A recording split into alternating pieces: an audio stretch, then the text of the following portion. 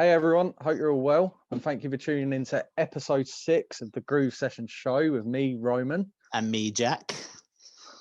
How are you, Jack? All right, not too bad. I'm Yeah. ticking along, but I'm very excited. Very excited. Good for to this. hear. I'm excited too. Yeah, definitely. We announced it in the last episode, but I'll reiterate. We've got Adam Breeze coming on for a guest appearance. He's a talented drummer. He's part of Raven Eye, and we're so excited to have him on. It's going to be good to chat to him, I think. Defo. It's going to be kind of, as Roman says, talk about different things he's done, his experiences in the industry. We're going to talk a little bit about his mindset. You know, we're going to talk about his band, and he should be joining us any second. I definitely think he's going to be here, but we're looking forward to chat to him. Hey, what's up, buddy? Yo, there he is. How's it going? How's it going, man? hi mate. How are you? Nice to meet you. Nice to virtually meet you. Any other way? Well, am I allowed to swear? Or are we Yes. It's all just natural. It's all free flow. You vibe. You say what you want to say. It doesn't matter if you swear. We don't care. It's fine. It's just natural. Make sure you fucking swear. Not that I'm gonna. No. If one slips out, then I'm not gonna be like, oh, sorry. Yeah, I got my new studio, so it's not too bad. Looks great, man. Where's that? It's at the bottom of my garden in like a log cabin shed thing. It took a very dusty and dirty job, but we got it done eventually. It looks great. Thanks, man. Yeah, How jealous I am of you two. You've both got these like awesome fucking studios. You've got a nice black back. Yeah, We've just got like clutter. Yeah, that's the same with me. I just got shite everywhere. Kind of happy to have you on board and get to kind of get down to the nitty gritty about yourself and things you've done in this industry. And it's just so we're gonna ask you a few questions. Just kind of roll with it. You're willing to take over. If you have any questions to ask us or anything, we're great for that too.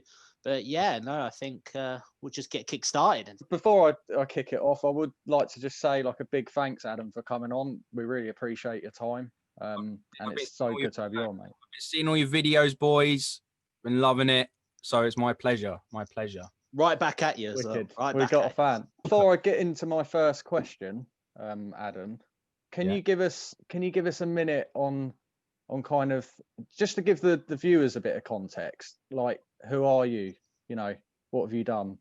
And just a little bit of background. 60 seconds. Go. Hi guys, my name's Adam Breeze and I'm a drummer in Raven Eye. No, my name's Adam Breeze. My main gig is a rock band called Raven Eye and I'm the drummer in it. We're a 3-piece. We are from Milton Keynes, and I've been playing drums for close to 12 to 13 years now. I started really when I kind of started quite late. Like a lot of people, like pro drummers, are like, I started when I was 2, like bashing on the pots and pans. That's how I started playing when I was like 13, 14, and I just started in school bands. I just joined every band I could, like jazz band, rock band, funk band, whatever I could, and kind of learned the ropes from there, just playing live. And then after that, when I left school, I went and studied a degree in audio production, audio engineering. And then what I found out when I was at uni was I was more on the other side of the glass than I was behind the mixing desk. So I was tracking drums for everyone's projects. And I kind of got to the end of uni and I was like, maybe I should just go into drumming. Like, I feel like I'm probably better at it, but it's a good thing to have. That's how me and Jack met, through Sunny Hill Studios and stuff. So I still do that, but yeah, it's definitely after university. I joined a band in university called Endless Mile, and that was my first kind of real we get to tour the UK circuit and play at pubs and Nice. Love it, man. Yeah. So we did that, and I did that for like 2 years, and we wrote and recorded everything at where was it? It was at High Wycombe University. We did everything there. Hang on, I think there's a CD up here.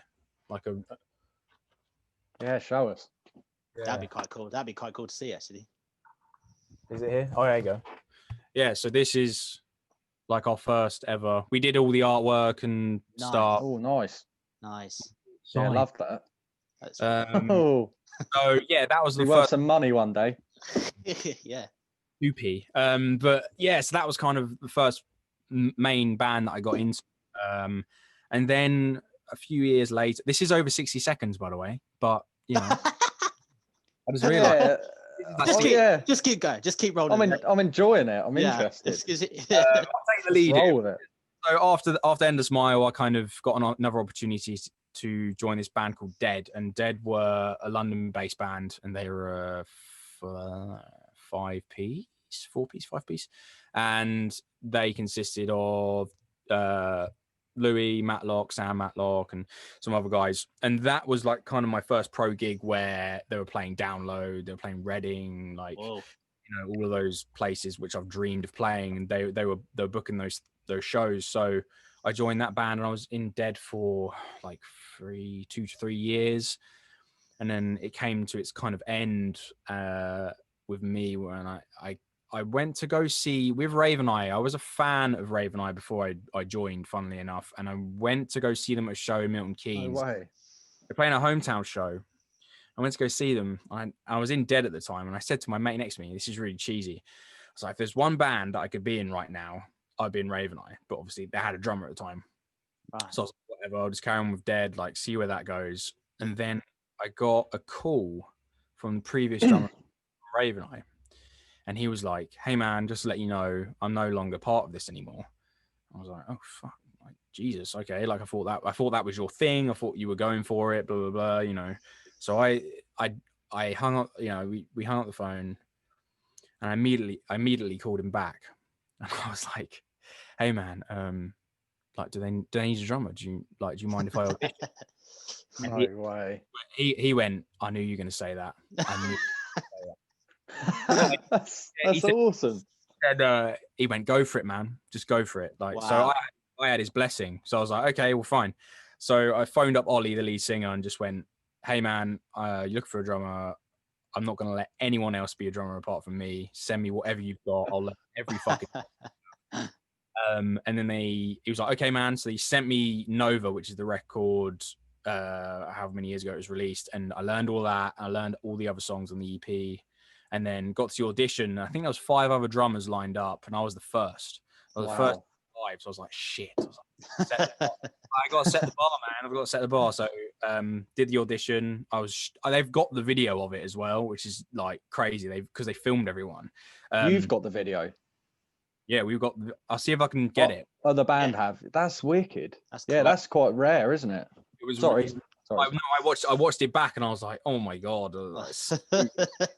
I was played so bad, but like I had energy. And anyway, so I left, and then I got a call the next day from Ollie, and he was like, yeah, we've cancelled all of the other auditions. Like you're the guy. And I was like, then and there, I was like, cool, all right. And I think it was the week later, they were like, pack your bags, we're going to Argentina, we're going to Brazil, and we're playing festivals over there with like Wow. That's Marilyn, Disturbed, Bullet, Hailstorm, like all these fucking bands. Whoa. So we arrived at this like 5-star hotel where every other band was staying. And you know what it's like. I know what it's like still. You fucking sleep on floors, sleep in people's living rooms in sleeping bags, freezing to death, and then you join a band like this or whatever. Like, I'm not saying it's like that all the time. We're not like in private jet all the time, but it's like that transition where you get in an elevator in Brazil, and RJ Hale from Hailstorm walks in, and they've toured with them before I joined, but he's on my wall, he's up there, and he's like, hey man, how are you, like blah blah blah, like, and I'm just in the elevator like, yeah, I'm cool. Going from roughing it to being like around that kind of environment. Wow. And ever since, I haven't looked back ever since then. It's just been, apart from COVID, but like, you know, it's been an absolute journey. It's been fucking mental. But there you go. I'm Adam. Awesome. Great intro. Now, you've just outlined your journey as a musician so far. and something that intrigues me like massively with musicians is like, what was your spark as a young player? Like, what ignited your passion for music? Like, why are you a drummer? It was 2012 and I went to Reading and Leeds Fest, and that was my first ever festival when I just finished my GCSEs, like necking Strongbow Dark Fruit and all that shit. Oh yeah, it was 2012, and Foo Fighters were headlining Reading and Nice. Leeds. So I saw Foo, and it's the first time I've seen them. Yeah. Saw Foo Fighters, and I just looked at Taylor Hawkins and I was like, I want to do that. I want, like, I just want, I want that. want that. And I think ever since then, I just haven't really, I haven't had a plan B. I've just been like, fucking go.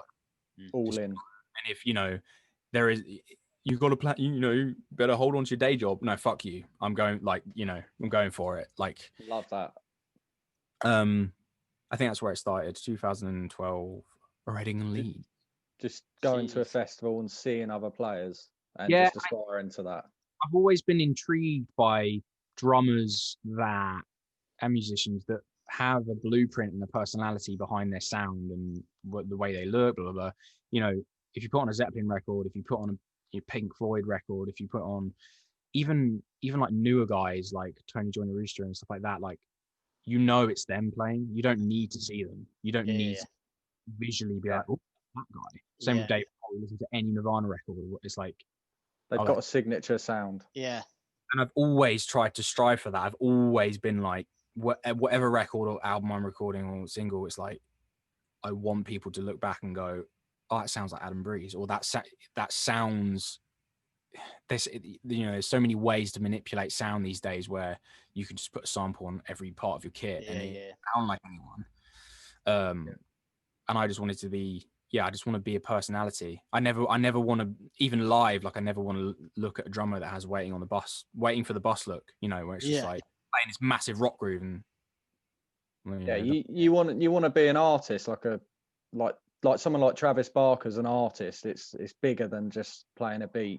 Definitely, man. It's like you're trying to create a uniqueness to your own self. Do you know what I mean? So when like you say, when people look at you, they go, "Wow, yeah, that's Adam Breeze, man. He's like wicked." Do you know what I mean? Like, he's brought that to an element to the music. Do you know what I mean? Yeah, I think so. But yeah, I've always been intrigued by players, like, not just drummers, but like Freddie Mercury and just guys that have this real sense of personality. I can relate to that massively. Yeah, the guys that have the full package and they're kind of doing their own thing. Yeah, it's just attractive. It's just, It's normally the guys that, like Ringo and stuff. They're not. You wouldn't put them at a drum show or like a clinic or whatever. Yeah. They're human beings playing an instrument that's so primal and so, like, it's just, I want a kid to come up to me and go, I picked up a pair of drumsticks because of you. And I know that's what every drummer strives for, but I really, really do love that so much.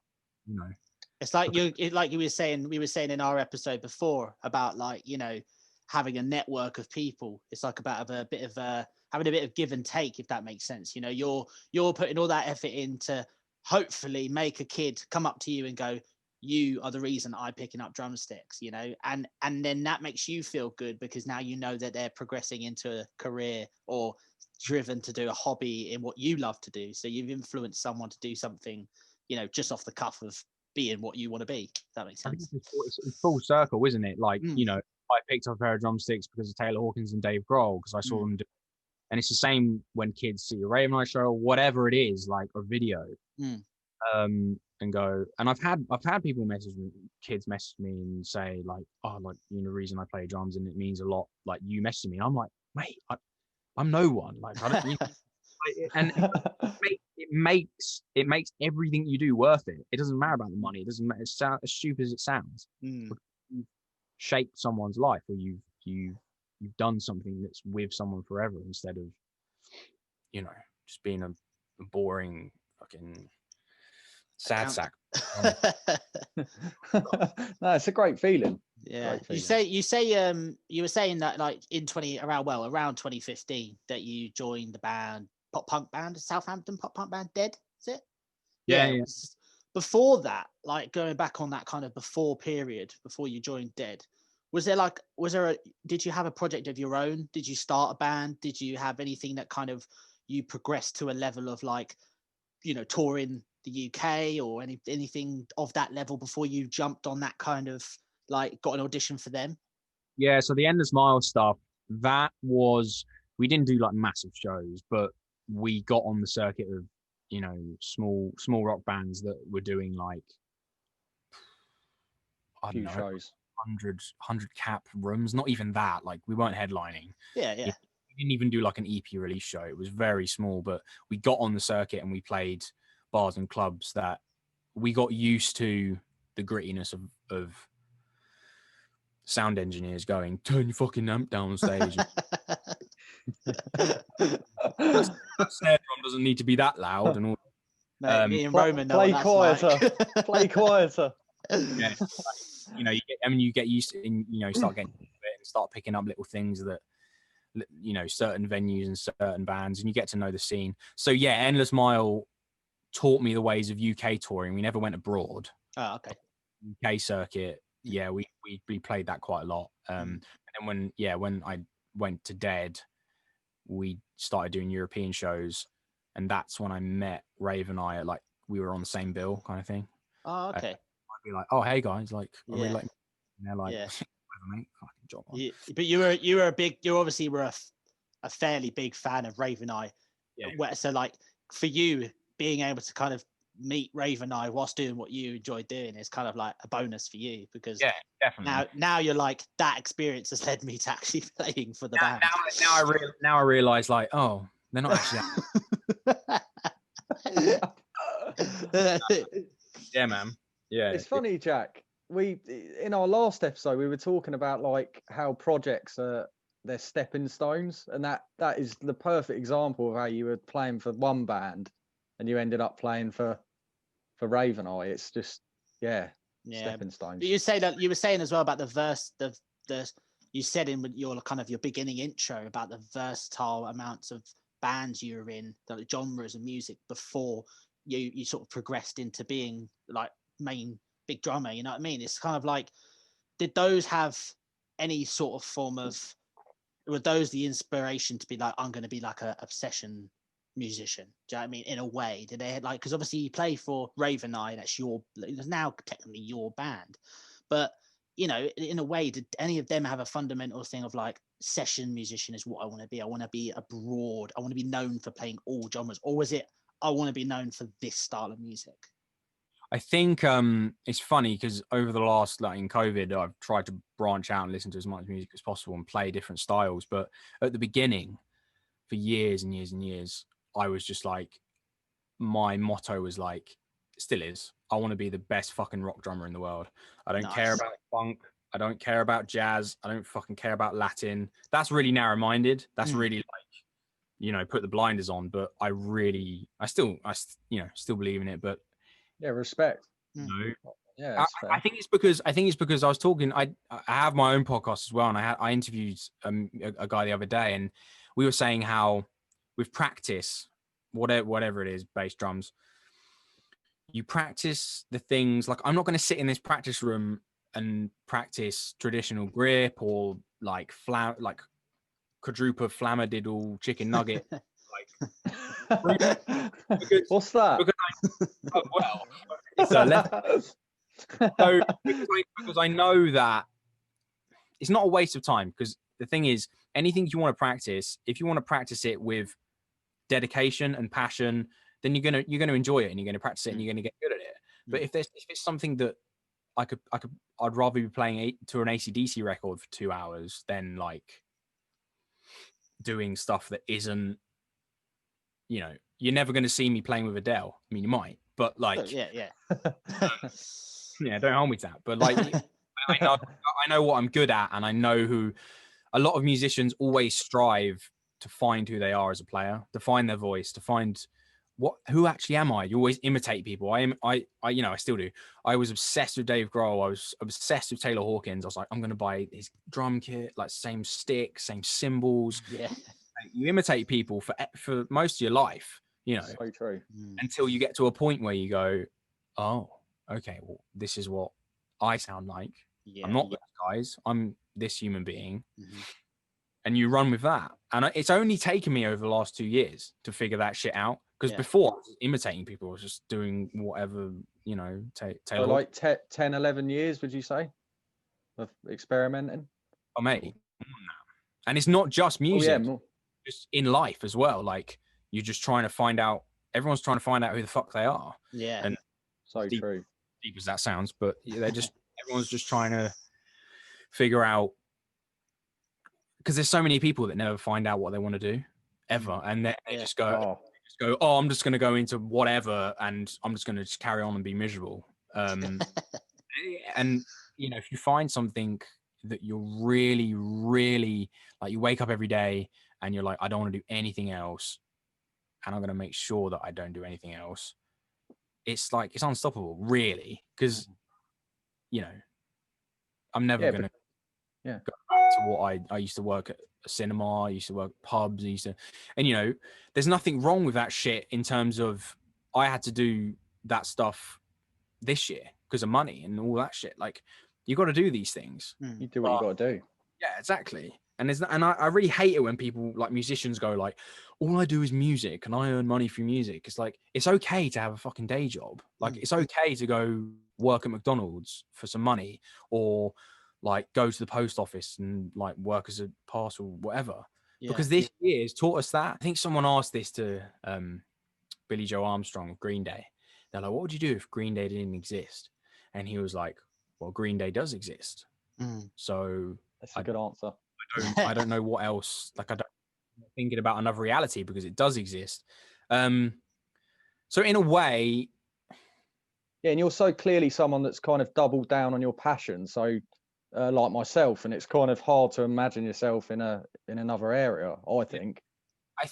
Yeah. I mean, it's hard for other people externally to understand it, because people just think you're arrogant and you know, oh, go get a real job and all this shit. But if they're not in your brain and they're not in your shoes, I think with your parents or whoever, like my parents have been amazing. They've supported me every step of the way. But I think my mum would easily say, if I wasn't good at it, like deep down, if I started drums and I just didn't give a shit and I didn't practice and I didn't go in bands and tour and stuff, she'd be like, maybe not for you. Maybe you should go and, you know. So she just said to me, you better be good at it.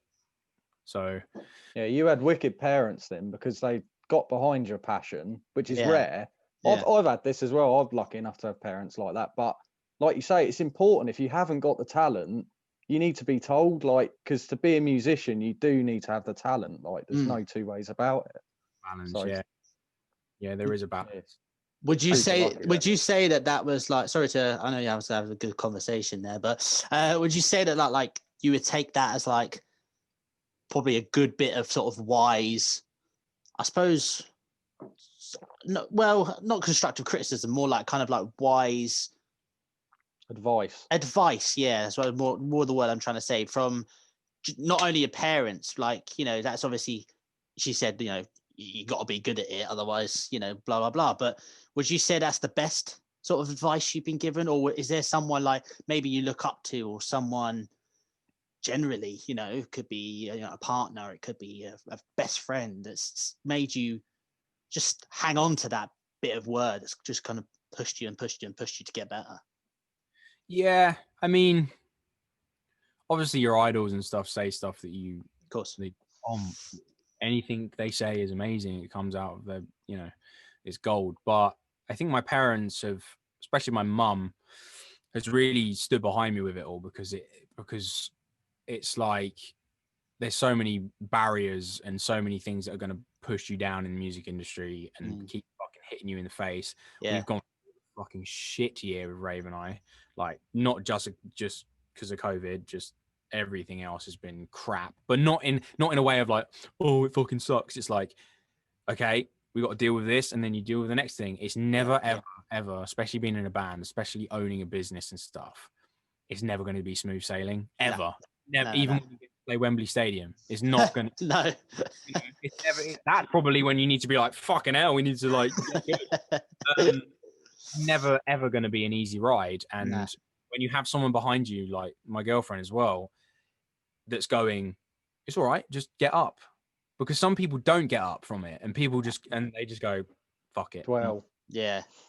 You know, and it takes a lot. It takes a lot to go, well, I think it's because you always go back to the reason of why did you start music in the first place? If it was for money, you're a fucking idiot, because yeah. you do so many other things that you get way more money for. But you start whatever reason it was to inspire someone, to be a creative outlet, to relieve stress, to like whatever it is. Just remember that every time, like, push back, or someone tells you you're not good enough, or someone says like, fucking blah blah blah is shit and I'm better than him. It's like, just remember the reason why you're doing it, because if you forget that reason, then you're just going to end up just being like, well, yeah, I'm not going to carry on doing this, really. Yeah. I get you. 100%. And building off of like what Adam's saying there, like for the younger viewers, because there's something I'm super passionate about, is like, if you've got these people around you that are super positive and they're pushing you, like, get them closer. But if you've got negative people around you, because I've experienced this, I had mates that would be like, they'd be like, when are you going to get a normal job? And I'd be like, this is what I want to fucking do, knobhead. Like, this is it. Like, but they don't understand. But yeah, they're toxic and they will drag you down. So for me, like, you need to get rid of them and like pull the positive people closer. Yeah. So, And there's there's so many toxic and negative people in this industry as is. And that's not me bitching. That's just being that's what I've encountered sometimes. Most of the time, everyone wants to fucking help and everyone's cool. But there's some people that they're not toxic, but you just want to be like, I don't have time for this shit. Like, like, this is hard. This is as hard as it is anyway. And I don't need you standing there saying, you fucking, whether it's a bandmate, whether it's your manager, whether it's your booking agent, whoever it is, friends, family, just sack them off. Because if you really, really want to go for it, and you've got people going, maybe not, it's gonna eat away at you. It doesn't matter how strong you are, it'll eat away, and you'll eventually go, oh yeah, maybe they're right. Maybe I do suck. Maybe my paradiddles aren't up to speed. Maybe I should just get. And there's so many people, like I would say like 90% of people are on the fence just in life. They're just on the fence. And I think if you're a passionate musician, you're doubling down. Like, you're not on the fence, you're so like proactive of what you're doing. And those people are just, they're dangerous. I don't like them. I think I don't know if it's a mix between like jealousy or envy or whatever, like, because they never found. I've met people that have like really expensive cars, massive houses, family, kids, and they're like, I wish I was doing what you were doing.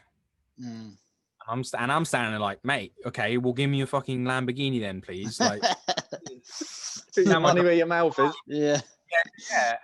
And it's really, I've always thought, if I die tomorrow, if I get hit by a fucking bus or whatever, I don't think I'm ever, or I'd get turned into a vegetable. Like, I don't think I'm ever going to lay in my bed and go, I have so many regrets. And, Yeah. And that's important. I don't.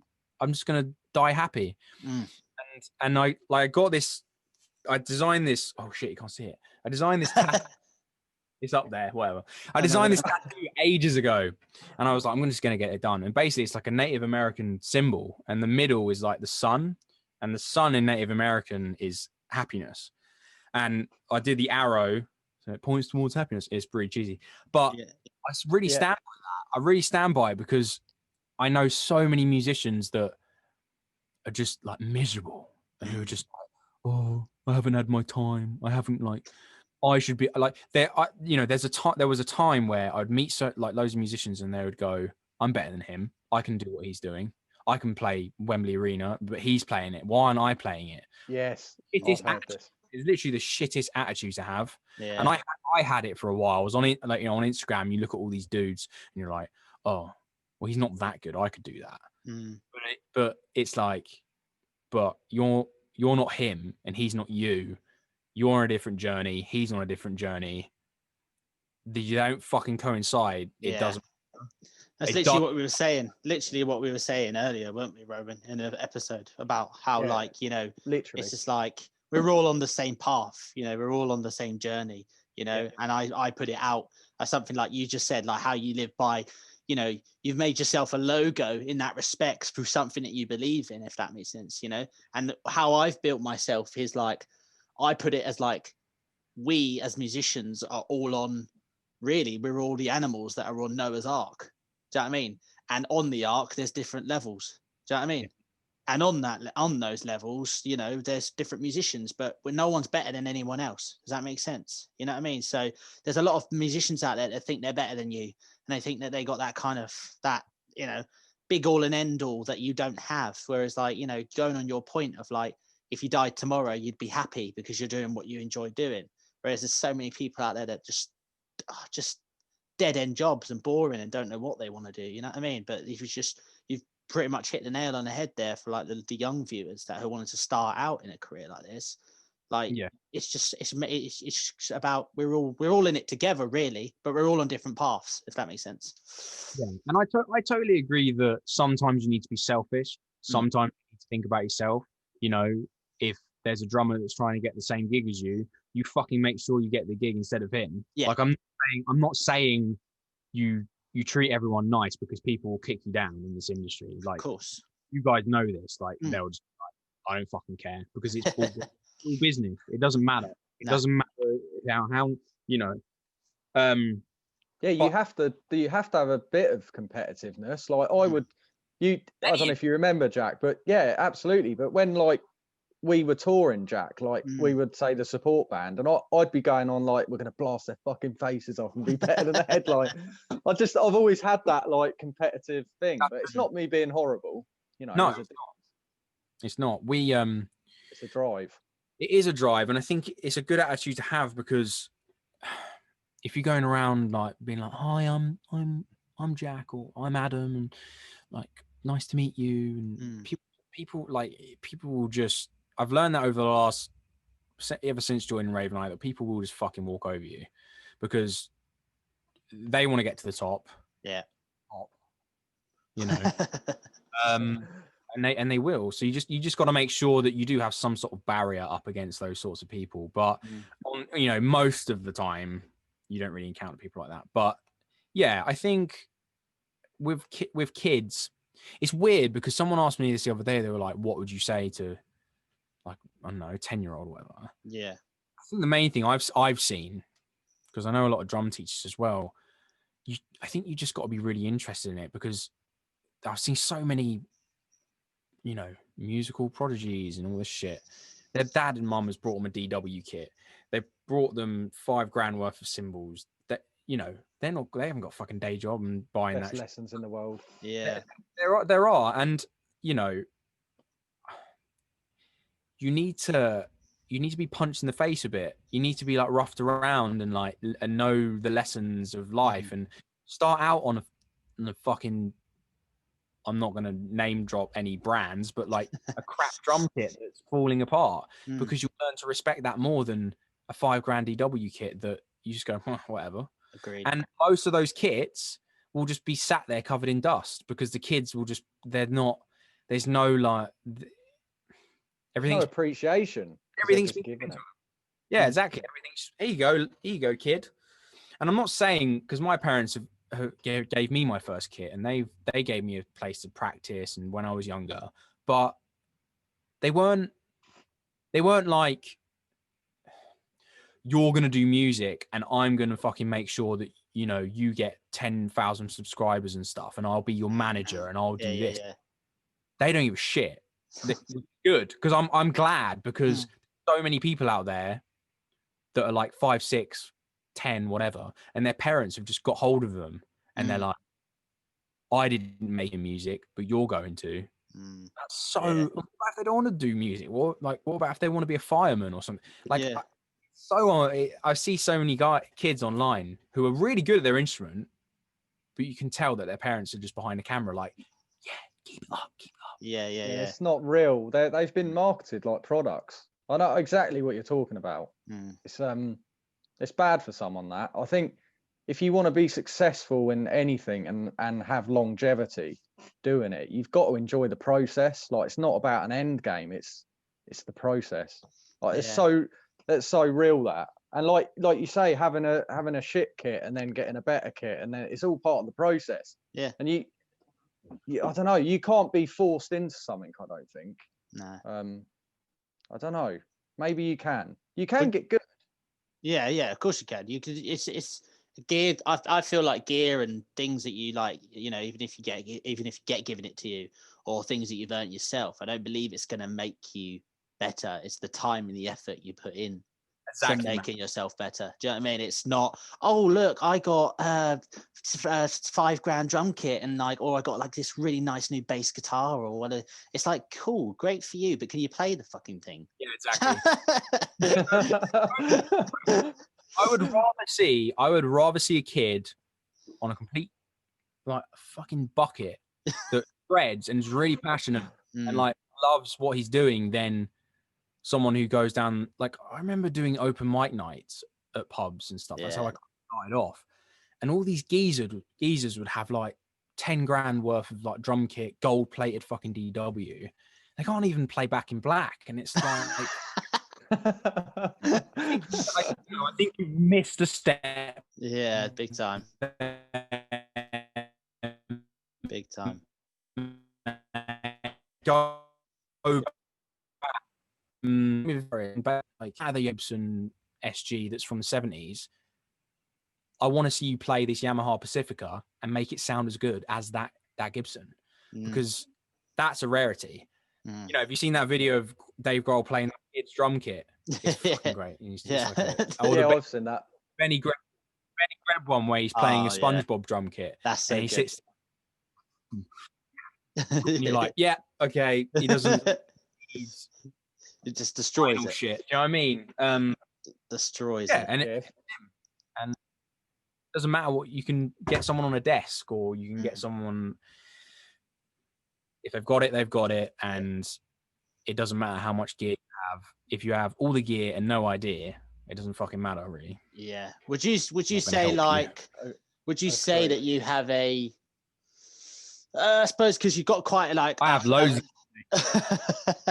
Yeah, I've seen all the drum gear you got. Would you say that you have quite a like, obviously from social media, you know, you're quite a big content creator, and like, you know, you're obviously you got some really good endorsements, and you know, you've worked hard to build up to where you are for all the shows and the touring and stuff. Would you say, like, with yourself or even with the bands that you're in, would you say do you have a uniqueness that stands out from like everybody else, like that kind of defines you as like, we're Raven Eye or I'm Adam Breeze? Is there a unique part of you? Yeah, I use like really big really fucking big drums, oversized drums. Oversized, like John Bonham. Yeah, I mean, bigger the better. No, I think bigger than him. Bigger. I think that over the last 3 years, maybe, I've really tried to brand myself and really tried to kind of not just be the drummer in Raven Eye and be a musician, be that, you know, Adam Breeze kind of thing. Yeah. Hence the logo and all that shit. Like, I think with Raven Eye as a band, we just want to be a band. We don't want to be individuals. We don't want to be Matt Bellamy from Muse, and that's Muse. Like, we want to be Raven Eye. We want to be like, if any member leaves, then it's going to take something away from Raven Eye. So, you know, Led Zeppelin, when Bonham died, they were like, carry this on. It's not the same. Work. Same as Hayley Williams. If Hayley Williams left Paramore, whatever, like, they're not going to care. No, what? It's not going to happen. Same with Kurt Cobain. Same with Freddie Mercury. Blah blah blah. So we've always kind of had that where we wanted, because it's a free piece, we wanted unique identities, but when we're all on stage, it's Raven Eye. That's Raven Eye. Gotcha. It's not Adam Breeze, Aaron Smith, Ollie Brown. It's Raven Eye. Yeah. And at first, I found it hard because Ollie does like blues stuff. That's how he grew up, and he's actually got quite a big career in the blues scene. And when he started Raven Eye, everyone was like, "What the fuck are you doing starting a rock band?" So when I was playing shows at the beginning, it was mainly Ollie Brown fans. And I found that quite hard because, you know, it was like there wasn't any Raven Eye fans. Yeah. But now, when we play shows, whenever that was, it's like there's Raven Eye fans. There's people who don't know who Ollie Brown was before Raven Eye and blah, blah, blah. So, you know, that's fucking cool because you start standing out as an individual, not just you start standing out as a brand, as a band, not just for individuals. But yeah, I think I've forgotten the fucking question now. But even with my companies that I endorse, I think if I left Raven Eye, if I moved on or whatever happens, it's not going to happen. But like if that happens, I don't think they're going to turn around and go, oh, okay, well, he's not in Raven Eye anymore, so he's fucking useless. Goodbye, yeah. With Mapex Drums, Peisty and stuff, I've been with those guys. I mean, Peisty and Vic Firth, I've been with them for like 6 years. So ever since, basically when I joined Dead, that's when I started getting, I think I got the Peisty endorsement first, then I got Vic Firth after that. And then Mapex was like 3 years ago. So, I'm friends with people there now, and I phone them up and go for a beer and shit because you pass that point of business and content and blah, blah, blah. It's like I can bring to Mapex Drums, to Peisty, to Vic Firth, I can bring myself, and I can bring my brand. I can bring Adam Breeze. I can bring, you know, I'm not just bringing Raven Eye. That's great. That's cool to see live. Yeah. But you know, as an artist, as an individual, they go, oh, okay, it's that guy. It's that guy who plays 16-inch rack tom and shit, you know, beats the fucking shit out of the drums. But yeah, I think you if you are approaching any company, they're not, unless you are playing for Adele at Wembley. Of course, yeah. Or whatever, you've got to make sure that you're helping them as much as they're helping you. Gotcha. Otherwise, people just, you know, with endorsements, people just like, especially drum stuff, people just assume that you get free shit. And you know, even when you join, they're like, oh, you get free cymbals, you get free. No, you just pay like a bit less than everyone else. Yeah. And then you've got to off or something. And you've got to build a relationship. If you buy a snare drum from Mapex and you don't make any content, or you don't, they're just going to drop you. They're just going to be like, why do you're not helping us? Thanks for buying this snare drum, but like, you're not inspiring anyone. You're not giving us content. And now I'm at a phase with those companies where they will send me free shit because it's at that point of, okay, well, we know what he's going to do. Yeah. So they're going to, you know, they're going to do that. And it's a two-way street. Of course. Give and take. And you're now bringing the value, aren't you? Yeah. You've built that relationship. And the thing is, understandably, like if they were giving kits to every like drummer that plays in pub bands or whatever, there wouldn't be any kits left. So it's kind of, you know, it's understandable. Well, then, because then everybody would be doing the same job. They would be creating content for them, which they would then be like, oh, like I'm technically endorsed by, you know, Mapex or Vic Firth. It's like, yeah, but you're not though, are you? Because everyone else is, you know, whereas like there's only that unique select few that are like, I'm actually endorsed by them for real. Do you know what I mean? Because I actually do something for them. Exactly. Yeah, I think over the years, I've learned to edit. I've learned to mic up drum kits. I've learned to like buy cameras and learn how to use all that shit on my own. So I think that's a big help when it comes to stuff, because the amount of videos you see on people's phones of them, like even massive dudes, they're just videoing on their iPhone. And companies go, that's cool, but we can't really share this because it's not like, it doesn't sound amazing, or you know, really put their product across great. But if you know how to do all that stuff, for example, I just did a snare video for Mapex. They sent me 5 new snares from their Black Panther range this 2020. So, and I was like, I don't know what to do. I was like, what do I do? I've got 5 snares. I've only had one my whole life. Like, what do you do now? Adam, is this the one on your Instagram? Is this on your Instagram? Yeah. It was like Yeah, it was I a video saw that this. cut between different snares in verses and choruses. Yeah, it's wicked. Thanks, man. Yeah, it was really fun to do. But I had no idea what to do. I was like, shit, what do I do? There's so many snares. So I was like, I want to do it so it's a song. You see loads of snare demos. This is really fucking annoying, by the way. Like snare demos you see online, and they get broken out and they do cross sticks and like stuff like that. And you're like, I don't fucking. What are you doing? I don't. Out of context, isn't it? The cross stick sound on a fucking snare drum. Fucking hit it. Or they're like playing like really softly and Yeah. I understand I get it, dynamics, but you want to hear it in all settings. You don't want to just hear it someone like, this is how the snare drum sounds. You know. Yeah. Anyway, so I wanted to create a video that was a song that a band that I'm playing with, and it's like in a song where pretty much you're going to use it, let's be honest, in the studio or whatever, and you're recording for people and shit, in a song, and then switch between each one during verses and choruses so you can hear the tonal difference. And it worked really well. Yeah. I think there's this band called Alan Moore that I'm playing with, and it's like a really upbeat, great Jeff Buckley kind of like vibe. Nice. Oh, So there's wicked. space in it. There's space in it as well, so you can hear the snares. But yeah, and this sounds really big-headed, but if I was a professional video editor, like I used to film weddings and shit. If I charged Mapex for that would be like 600 quid. Or like, do you know what I mean? Like that took 2 weeks to do. I bought all the equipment myself. I've kitted out this room myself. You know, I know they've given me the drums, but it's still time. It's still money.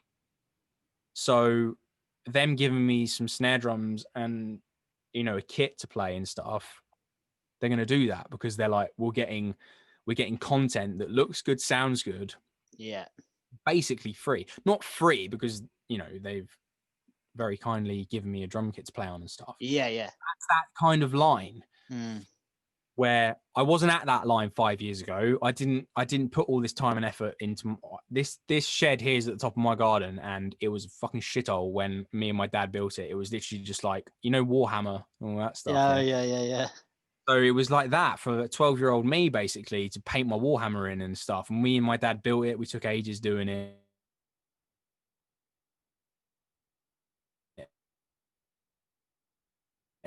And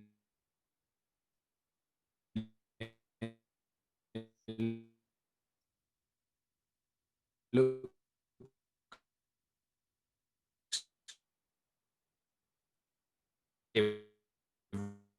right. It looks whatever. I've got so many gigs now from people messaging me on Instagram. Excuse me. Like even Eddie Thrower, like through fucking a message on Instagram from the bass player. Hey man, do you want to play for us? What? Like what? No Send way. me an email, mate. You can't fucking mess me on Instagram. Yeah. And it's so powerful. Instagram now, Facebook, YouTube. If you make good shit and it's inspiring and people go like, that's cool, like that, then people will message you. Like I'm doing an album in January when all this COVID stuff kind of fucks off up north. And it's really exciting, like really fucking cool band. And I'm doing a full album. And that guy messaged me, and he's played for like Smash. He played for like Smash Mouth and stuff like that. And he just messaged me on Instagram. Hey man, he said I was up at 3 a.m. searching for rock drummers. Wow. Searching for rock drummers on Instagram. He basically just typed in like UK rock drummer, and I was one of the people that showed up. And he was like, I scrolled for like 3 hours and I didn't find anyone. Like No way. No way, man. Like, shit, don't like it. And he found I can't remember what video it was, I don't know. And he was like, yeah, you're the one. And look, you might have scrolled past someone else and been like, they're the one. It just, it just happened to be me. Like it wasn't like, mine's infinitely better than anyone else, but it was a coincidence. And It worked. He just messaged me and said, I own a record label. I do this, I do that. Do you want to come up to my studio and do this shit? And I was in a music video. They're called Dead Romantic. They're a very new band. They're really new. Okay. But yeah, check them out. Yeah, Yeah. same. they're pushing it quite a lot now. And Mike, the guy who runs it all, he's great, man. He's such a cool guy. But yeah, crazy. It's the power of social media from what it was. Now it's like, you know, there's loads of bad points to it. There's loads of shit points to social media. Like, I fucking hate Facebook. I really don't like Facebook because Yeah. absolute fucking idiots on it. Sometimes you look at, like, I think there was a live stream from Parliament today, and I was watching it, and some of the comments, you had to like double take it, like, what the fuck? What did you just say? Would you say it's fair though, Adam, to say that kind of if you look hard enough, you'll find the negative though? Do you know what I mean? Yeah, I think so. Like, because a lot of people, they demonize social media, but I think that's I think it's one of the best things to happen to us personally. I know what you're saying. I don't like Facebook, but I think if you use it in the right way, it can be good. Yeah, if that makes sense. No, totally. I think Instagram, love Instagram because it's inspiring, it's creative, it's visual, and you can just go, oh, that's fucking cool. I'd love to. But I was at a stage a couple of years ago when I would look at a drummer's profile, whatever, and be like, I wish I was him. I wish I was doing that. I wish I was this. I wish I was that. Oh, how did he get that? How is he doing this? How can he play that? And we all go through it. As musicians, I know for a fact, we all go through it. Yeah. This phase looking on social media and going, oh, I wish I was that guy, or I wish I was doing that. And you just got to start to realize that, you know, just create stuff because you fucking enjoy it. Yeah. You don't have to wake up every day and go, oh, I have to post on Instagram today. Because I used to do that. I used to wake up and be like, got to keep my following up. Got to create a video that's not inspiring and fucking post that. And I just like deleted loads. I was like, this shit. Like, I want to make sure that every bit of content I post, it's me and I'm having fun. That's it. I don't fucking care about anything else, because I know that if that's behind it, then I'm successful at the end of the day. Nice. You know, you only do it when you're feeling it. Is the message. Yeah, man. Yeah, because there's, you know, there's so many other times where you wake up and you go like, oh, I don't really want to do, you know, some days you wake up and you go, I don't want to drum today. I don't really want to, like, I don't want to. And don't because if you do and you're just not going to do it properly, and you're not going to inspire yourself to create. And, you know, where people go, you must play drums every day. You love drums. I'm like, some days, mate, I don't want to fucking play drums. I just want to play The Witcher all day or whatever. Like, some days I hate drums. Like, there's some days that I hate playing the drums. I'm just like, wake up and I think to myself, oh, I've got to go do this today. But I thought to myself, you know what? Nah, I'm doing it so much. You get to a point where you're just like, fucking, you'll come down here to create something and it's just crap because you just don't have the energy and the fun and the charisma to put into it. You're just like, I've just done that for nothing. Just because I had to, because I felt like I had to. I've now created something that I'm watching it back and going, that's crap. Likes, you've done it for a few likes on Instagram. Exactly. Just to maintain that profile. And it's like, yeah, okay, but if you're that, you know, showing that you're that, having that much fun and you've got that much energy put into it, then you'll maintain your profile. People will enjoy what you put out. Just imagine if Mike dude, as an example, same with probably Eddie or whatever, it's like, he scrolled on a video that you were just fucking hating life. And that was the video he saw. Yeah. And I'm sure he went on loads of other people's profiles and been like, well, they're not vibing. Yeah. No. And it's so true. Everything you put out online is permanent. It's going to stay there forever. Yeah. Just make sure, not, you know, like Cobus and all those guys where, and like Mike Johnson and stuff, it's like pristine 4K cameras, fucking all shit. That's great. That's amazing, because I know they've built up from that. Same with me. I just started in a shed and now I'm kind of getting to a better level and then you advance, but don't go in with that, because if you go in with, I need to buy all this shit to get like 10,000 followers. Yeah. And you can't play Back in Black. You can't play Sweet Home Alabama. You know, how many times have you guys played Sweet Home Alabama? Do you know what I mean? Like, you have to go through that. You have to go through that shit. Yeah. So like, a pathway to another dimension where you cross that line, you cross that line after the wedding gig, and you're like, I never have to play that song again, thank God. Yeah. I do still play it, but like, yeah, it's. I remember playing that repeatedly on a Saturday morning at like 10 years old at a boxing club where they used to do this like workshop.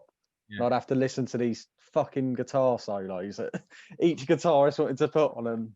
So I feel you. Yeah, man. You know, we all have the batch of songs like Valerie and. Oh, don't get me started on that one.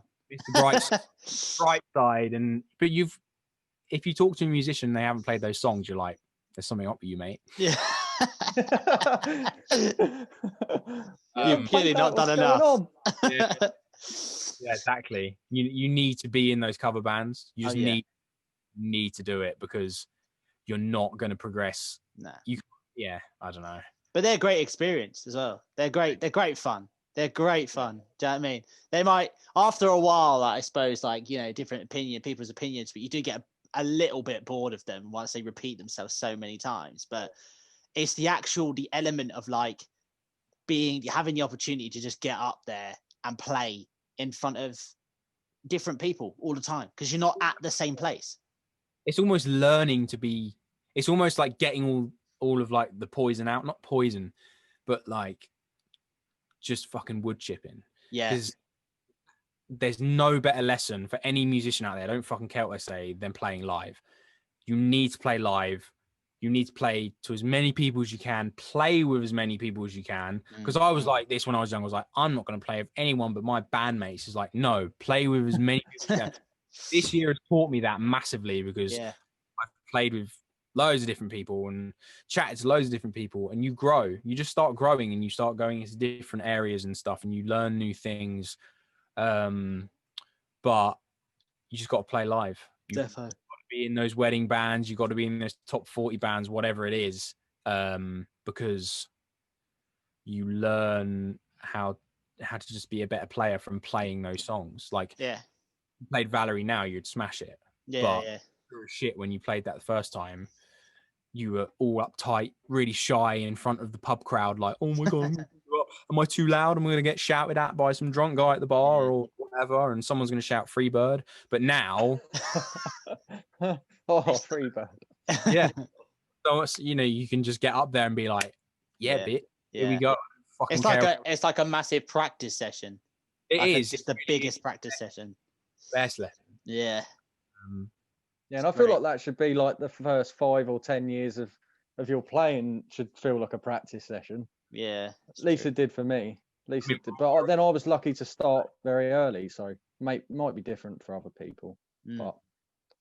Adam, just to draw a line under it, going back to the social media thing, and you kind of touched upon it anyway, but how practical would you say like living in the DMs is and networking on there as a professional musician? Like you're documenting all the time and building your personal brand, and they fucking hit. Your videos are sick, and I'm not just saying it because you're on.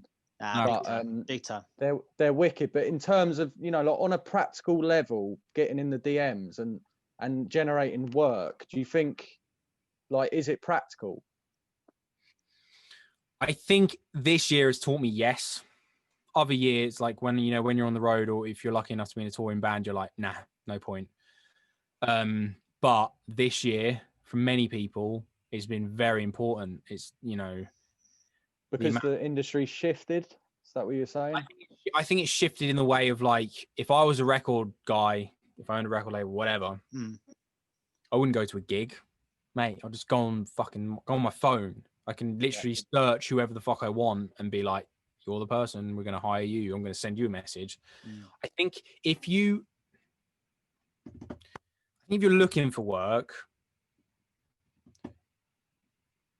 put out the work that you want to receive, in terms of like, if you want to be a rock guy, if you want to be a jazz guy,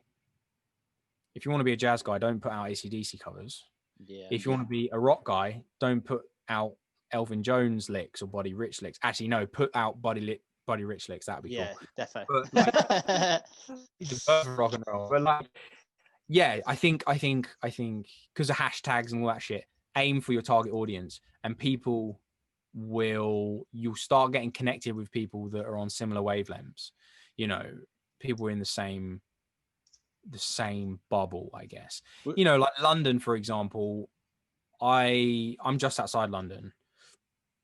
Rock music scene there isn't amazing. It's fucking tiny, the rock music scene in London. It's like there's like 2-3 bars left that actually Crowbar's gone. That's gone. Yeah. That was one of the biggest venues, or not venues, but biggest bars. But like the rock bands that I know in London, like, you know, there's an exception, like Dinosaur Pile Up, they're doing really fucking well. And like the Struts, they're doing really fucking well. And you know, loads of other dudes. But like the majority of rock bands in London, they're just everyone's struggling, and they always have. But there's a scene that you grab onto that people will always recommend you for work, and always say, "Oh, I get this guy because he, you know." And people always message me and go like, I would never ask you because I always assume you're busy. No, like fucking ask me. Like I just want to play music. Everyone always thought like, oh, he's in Raveneye, he won't want to do this, or he doesn't want to play with anyone else. It's like, yes, I do. Like I really do, because that's the joy of it, because you pick up something new as a human being, as an artist, not just like I'm going to play one thing forever. That's right. You know, and I think that's the beauty of Instagram this year, or whatever social media this year, is that, well, we've connected. You know, we're doing this. Exactly. You know, obviously, I know Jack in you know face to face, but like, I found you guys through Jack posting, hey, like listen to our podcast. We're doing these, you know, and then I met you, Roman, through this. So it's all, everything is like that 6 degrees of separation. It really is, because people will know the next person, and then you talk to that person who will know that person, and eventually we'll just keep getting work. I've never been the one to go out there and look for work, like, because I've never really wanted to do session work. Like I'm becoming more attuned to it. Like but that wasn't your makeup sort of before. I never went out going, I'm going to message everyone. I'm going to message. I don't care who I piss off. I'm going to message this guy, because at the beginning I did message loads of, but I messaged bands, you know, whereas you guys maybe might be different, whereas you're approaching agencies, or you're approaching single artists that need players and stuff. And absolutely. That's a very different world. That's a very different world to me. And I know so many people that are in it and they're killing it. And like you know, you guys play with some awesome dudes and girls, you know, and I think what scared me about the session side was the unpredictability of it.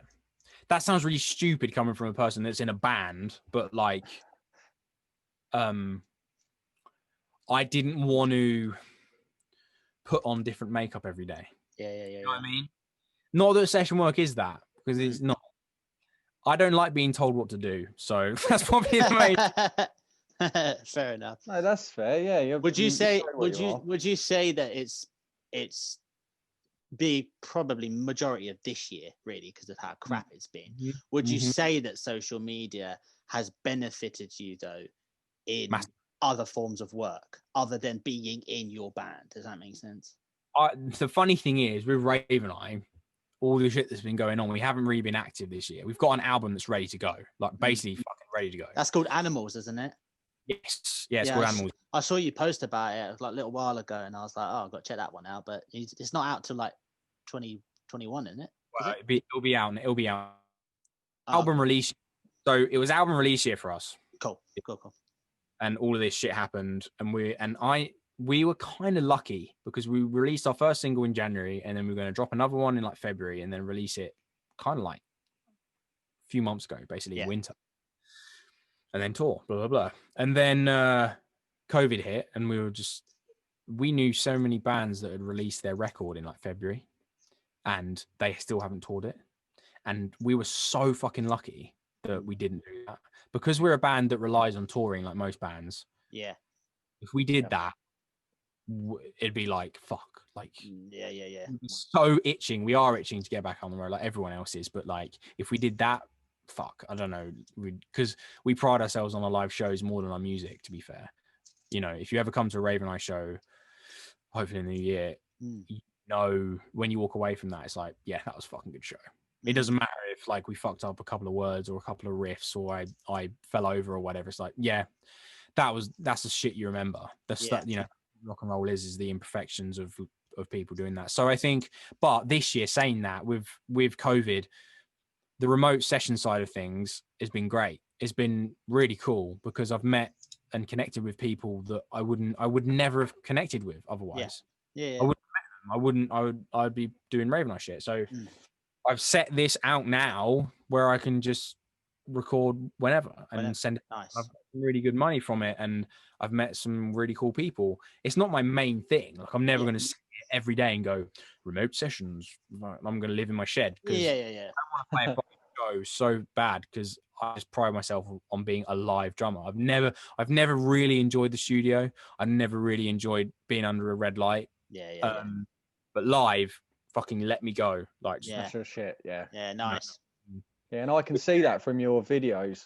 Thanks, you can man. tell that you're just Big time. That's It's you. like That's you every to see. time like your kind of logo just pops up on the screen, and as soon as you know that like first like 5 seconds of your video, you're just gonna go right here, bring on the fucking fire. Do you know what I mean? Yeah. It's like bring on the fucking energy, mate, because I'm just gonna smack the shit out of them tubs. Here we fucking go.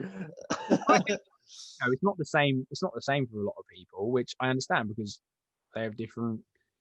A lot of people might look at my videos and go, "Fucking try hard!" Like you don't need to do that shit. But if you meet me in person and see me play live, like that's who I am. So it's like I don't really fucking care if people say like what. I think it was funny. Did a video for Vic Firth and I got some drumming gloves. They're fucking cool actually. But a lot of drummers are like gloves. What I saw this. Yeah. So they posted on the Vic Firth page and loads of guys commented like, why is he screaming? Why is he like why is he doing all these faces? I replied to everyone and I was just like, I've got problems, mate. Don't worry about it. Just tell him like I'll give you that. But if you go through, I've always been like that. If you go back to my first ever video on YouTube, please don't. But like, that's what I was doing. I've always been like that. And people ask me like, why do you make faces? And like, do you do people who aren't drummers or musicians like are always like, do you do that on purpose? Or like, I don't like. It's like, no, I just do it. Like you just do. Just me. You don't think, you just do. Like I always, I can do it. Who I think cares? that's cool as well. The fact you're bringing like what you do live is what you do in your shed. There's no difference. You're that committed. Yeah, I've always practiced like that. I've always practiced like I'm playing live because I've never really sat down and been like, okay, I need to work on this. It's always every time I come out to practice, it's like I'm playing a live show. Yeah, I pretend there's people around me, fucking because that's no, I for me as an artist, it's that's what you feed off of. Yeah. Right, I've got questions. Yeah, please. Fire away. So, in any kind of area, but we're talking about music, obviously, musicians. You need the hard work or the hustle, and you need the talent. But for you, like, if you were looking at it as an equation, like, where would that lie in terms of like 50-50, 60-40? Do you know what I mean? Or between talent and hustle. Yeah, I suppose what I'm trying to say is like, do you think you can just be like the hardest worker in the room? There's a saying that is very true, especially in this industry or most industries, is that the harder you work, the luckier you'll get. I think I love that. I think that's quite true because it's a weird one. People like Freddie Mercury, people like Roger Daltrey, and people who have this identity, I think when they were born, like when people go, you're born for this or whatever, it's like, I don't think anyone was ever born for something, but if you're good at something, you should just go with it and just and keep going. Because I think talent is kind of a word that shouldn't be thrown around because I think it's a load of bullshit most of the time. Like talent, really? Okay. I think to a point, because when someone says you're talented, does it not, you just go, oh, I don't like you saying that, because like when your nan or whoever says like, you're really talented, you're like, no, I'm not talented. I fucking worked hard for this, and like I've developed my skill. I didn't pick up a bass, I didn't pick up a guitar and go and like do all this shit. Like, yeah, it's true. there's an element of that. I think there's an element. I think like people like Dave Grohl, whatever, probably picked up a pair of drumsticks and went, yeah, I'm pretty good at this. Like I have a natural sense of rhythm, blah, blah, blah. But he didn't just like put them down and then next day he's playing Wembley Stadium. Like only like I said about kids wanting to play music. Some kids do have a natural talent at it, but it's up to them if they want to get better, you know, because that you're the only way you're going to get better is by practicing. That is it. You're not going to get better by sitting in your room jerking off. Do you know what I mean? Like it's not. Yeah. So you kind of lean towards the hard work. I think it's like a 20-80 split. I think if you like, as in 80% hard work, 20% talent. If you have talent, it's a fucking shame if you waste it. If you don't have any talent, and because that's the thing, that's the funny thing about this industry. If you work your ass off and you have zero talent, you can normally land a gig and you can normally kind of just like blag it and be like, yeah, I'm pretty good. But if you have talent and you don't work hard, that's called egotistical. That's like people just look at you and go, well, he hasn't put the hours in, so why the fuck should he get that gig over me? I don't care if he can do 10 octave scales with his voice. Like, I'm a hard worker, and that's another thing. If you work hard, your work ethic is then translated into your work when you work for other people. So sessions, and people go, oh, he's not going to turn up late. He's going to arrive on time. He's going to put the effort in learning the song. So I'm going to hire him over some fucking guy who's like a really cool singer or really cool bass player, or whatever, but is an asshole to hang out with, doesn't turn up on time, you know. And I think it doesn't. Yeah, I think it doesn't matter how much talent you have if you don't. How do you don't cultivate it and work at it. Yeah. Mm-hmm. And talking of that, because I know we hold it in high regard, but how important do you think likability is? Like, what do you mean? In terms of like, if you're on a session with other musicians, like, do you think it's important to be likable? Yes. Yeah. I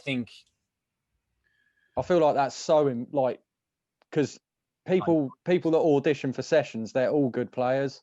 Yeah, exactly. And I think it always comes down to personality. I think, no offense to anyone who's watching this or us three as well, there's someone who can replace you. Yeah. Like there is someone who can replace you, because if this job was easy, everyone would be doing it. But there's loads of drummers out there. There's loads of bass players out there. There's loads of singers out there who could do your job. They could do it better than you. They could do it worse, but they can still do your job. And I think in the session world, that's what I kind of didn't like in a way, because if I played for like Miley Cyrus or whatever, I would still be me behind the drum kit. Where she, or if I play, okay, Miley Cyrus, maybe not. If I played for like, I don't know, like a really soft band, like fucking Nora Jones or something. Yeah. John, I'd love to play John May gig. Oh my god. Yeah, big time. But yeah, if I play for an artist like that, I would still be me. Whereas they'd be like, whoa, fucking calm down, mate. We're playing man. We're playing a ballad here. And I'd be like, yeah, fucking flipping sticks and shit. And the session world, you have to kind of put on different masks and go, I'm going to be this person tonight. And if I'm going to you're backing the artist up, really. Yeah. So I think ability is, everyone's a good player. Like everyone, I know millions of drummers that are really good players and could play anything I can play in here. But if someone wants to hire Adam Breeze, they're going to choose me. Like it's like they're hiring a personality, not just a player. Yeah. Get a fucking drum machine if you want like a perfect. Exactly. And we preach this. Yeah. Couldn't agree more. and the hanging outside as well is 90% of the job. I honestly think that if you're in a band, especially even session shit, I've done session shit where if you're a dick, if you can't hang out and be decent and be a decent human being, you're not going to get the next gig. That's it. Because people are just going to be like, nah, I'll just hire this other guy. I don't. Because there's no fucking room for like being a wanker. And everyone knows this. Everyone knows it. It used to be different where you could be like Vince Neil and be like, fuck you, and fucking be like Lemmy and shit. But they're one in a few where if they came into the industry now and they wanted a job and they wanted longevity, nah, they're not getting it. Chance. No. You know, you're not going to hire Lemmy to do a wedding band. Like, you know, you're going to hire Lemmy like Motorhead. Yeah. Crazy. But yeah, might be good at a christening. Yeah, actually, that would be like Marshall Stack. Yeah, blowing your face off. Rest Rest in peace, Lemmy. Rest. Yeah. So yeah, I think ability is important, but I think being a decent human being is more important in life, really. To be honest. Love it. Would you say you've come across like any major hurdles from when you started to now, like big things that kind of, like we were saying earlier about setting you back, that have kind of really just turned around and gone, what the fuck am I doing? Like, is this for me? I don't know what's going on. Like, is there anything major that's really stood out? Loads of things. It happens yearly. Like it really does. Like there's certain things that come up and you go, fuck this, I'm not doing this anymore. Because you don't have to do it, do you? No. You know what I mean? You could go get it. You don't have to do it. Yeah, of course. But there's been a few points. Even this year I've been like, fuck this, not doing it. Mainly because of COVID. But like, yeah, I was like, fuck this. I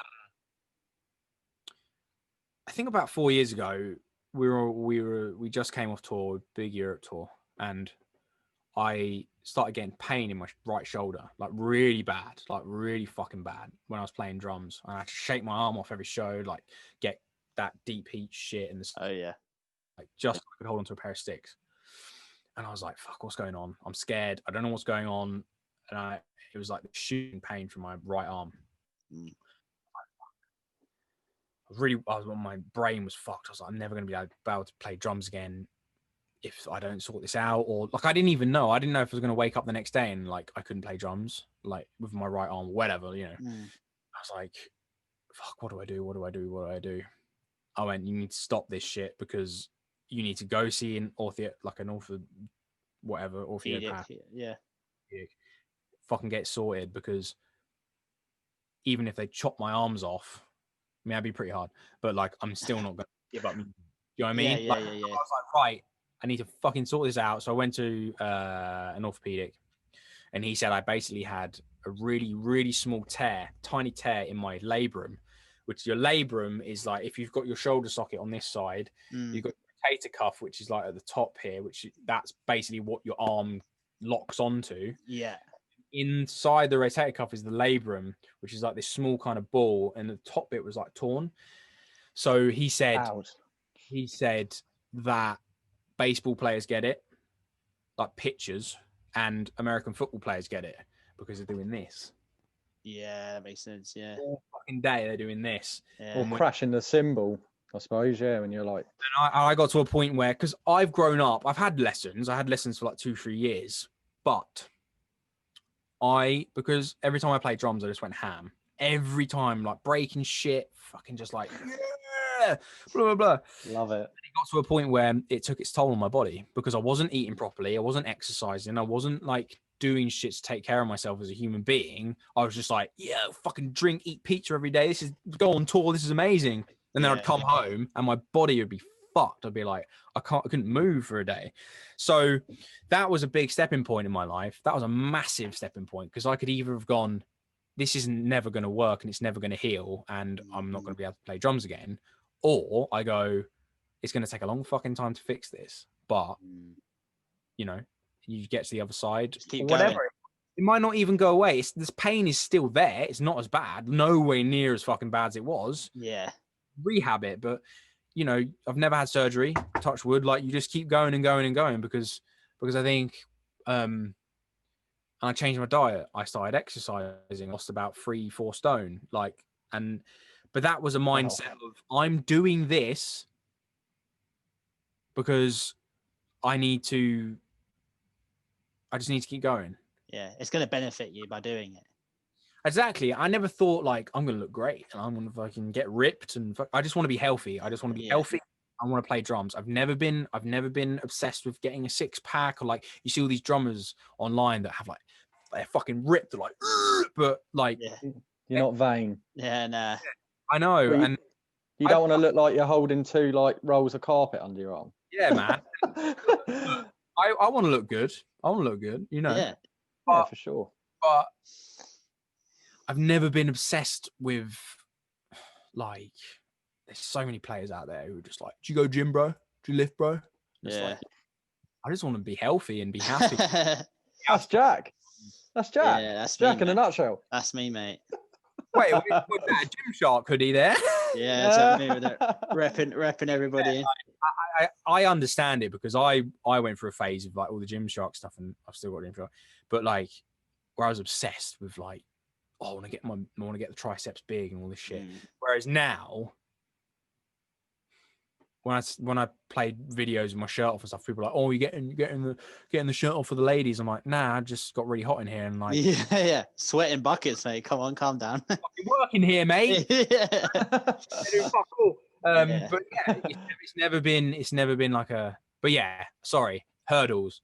That was a massive tipping point in my career where I was like, I either thought my other side of my life out, which is health, or you're not going to be able to play drums in 10 years. And I want to be playing drums till I fucking die. Like, and that sounds stupid, but I do. Like every musician does. So that really, and then loads of shit has gone on with Raven Eye that hasn't been amazing. Like label stuff and getting dropped and being sent. Yeah, just stuff that I'm not going to disclose because we get fucked over for it. But just shit that like, yeah. That you don't never, need. never thought would happen. You'd be like, that's like the shit in like the Bon Jovi deals with and stuff. Yeah. It's not happening. It can't be happening. Mental. Fuck. But you just go, well, I'm not doing fuck that. Like you said about toxic people, just fuck them off. It doesn't matter. It doesn't matter. Just fuck them off. Who fucking cares? Have you ever had to like combat the thoughts that a lot of us musicians get, where we think like, oh, I can't do this till I'm 40, or like, I'm going to have kids one day and I can't do this anymore. Do you know what I mean? Have you ever had those negative thoughts? Yeah, I mean, this year, definitely. You know, I'm sure everyone has. It's been mad. You know, anxiety does exist. Depression does exist. Like, I talk to my parents about it or whatever, and they're like, depression, you're just fucking sad. And it's like, no. Like, you know, the only reason you don't know about depression is because no one fucking knew about what depression was 20 years ago. Yeah. Now people actually know what it is with the brain. Anyway, you know, all of us have anxiety. All of us have certain levels of depression, like, but others are higher than everyone worries about shit. But this year, yeah, I was like, I wasn't getting a lot of money. I wasn't on the road, because Raven and I make money by going on the road, like most bands sell merch. Of course, yeah. Because that goes to you straight away. The bills for shows straight to you. Whereas Spotify, iTunes, you know, you make fuck all. So for me, it's always societal pressures, man. It's always societal pressures. Having kids, societal pressure. Getting married, societal pressure. Getting a mortgage, societal pressure. If you went, I'm going to go live in the middle of fuck nowhere, I'm going to build my own log cabin, I'm going to have a dog, people will be like, he's weird. Fucking weirdo. Like, so true. Yeah. Going, oh, well, I'm happy. So, and that's the same thing with people going to you like, you should get a real job. It's like, why say that? Because you're not. It's the outside existential societal pressures of all of these things, like money and all this shit was created. Like, it was created. Marriage and, you know, if you want to do it. Like, fucking Yeah. hell. Like, I'd love to get married one day. I'd love to have kids one day. But there isn't a blueprint, is there? No, because you all learn, don't you? You all learn in life that it's never like smooth sailing. You never go from one point to the next. You're not. I don't like people. But I don't understand people that go, in 10 years, I'm going to be married, and I'm going to have kids, and I'm going to have a house. Like, no, you could be dead tomorrow. Like, so Yeah. why are you focusing on the future? It's important to focus on the future. I get it, mentally, but living in the present's better, I think. God, yes. And this year's taught us that. If someone said to you guys or me or whatever musician, yeah, a whole year of work has been written off, by the way, you're not going to be working at all. You're not going to be doing any gigs. You'd be like, ha, Yeah. You wouldn't have believed it. Yeah. No. And it's true, because you wouldn't. And this has never ever happened. And that's why I think, as depressing as this is, like, suicidal rates has gone up this year and all this, because no one knew this was going to happen. And it's we're kind of lucky. I'm fucking lucky because I have a family that's behind me, and I have a girlfriend, and I have money and shit. I have a car, and I have a fucking roof on my head. There's a lot of people this year even that just don't have work, nothing. They've been kicked out of their fucking house. They had to move back home, and they were, and they were getting really good money before this. So I always think live in the now for sure. Mm-hmm. But if you want to get married, if you want to have kids, and if it's if you fall in love, you fall in love. You're not gonna stand there and go, I'm rejecting this because just It's go not part with of my 10-year plan. Yeah, exactly, man. Seriously. Yeah. I never thought I'd have a girlfriend. I was like, nah, I'm fucking single, mingle, Pringle for the rest of my life. And then got a girlfriend. One of the best things that's ever happened, because you get someone behind you, you get another person behind you that has different views to parents, that has different views to his sister or whatever. They have a view of like, I love you or whatever, mine would be love, but like it's a different perspective that is always it's like another support mechanism. It is, man. You can't go through it alone. Nah. Fuck. Nah. Not this shit. No. But fuck being lonely. and then you turn to drugs or alcohol, and that's exactly. Oh, dangerous. Yeah, it is dangerous. It's dangerous. That's pretty good. But Pizza's good. Pizza's fucking good. Don't get a girlfriend, just get pizza. Yeah. I don't like pizza. You freak. You eat pizza? What? He was eating pizza before we came on it. I'm joking. Like, when we were in the studio together, I'm pretty sure you guys fucking. Yeah. No, I did. Yeah. You love pizza. I'll eat anything. So Adam, do you have a plan for your musical career, or is it just I'm riding the process and that's it?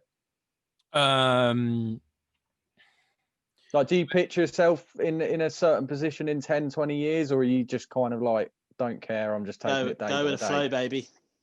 I think maybe a few years ago I did have a vision of like, the thing is, right, when someone says to you as a musician, I want to play Wembley Stadium one day, you just go, ha, lol, like that's never going to happen.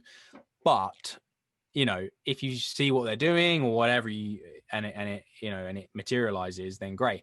But I always thought, I want to play Wembley Stadium. Like, I don't care what band it is. I don't fucking care. If I get to play Wembley Stadium, then I'm sorted. But then I was like, I know for a fact, because of my personality, if I play Wembley Stadium tomorrow,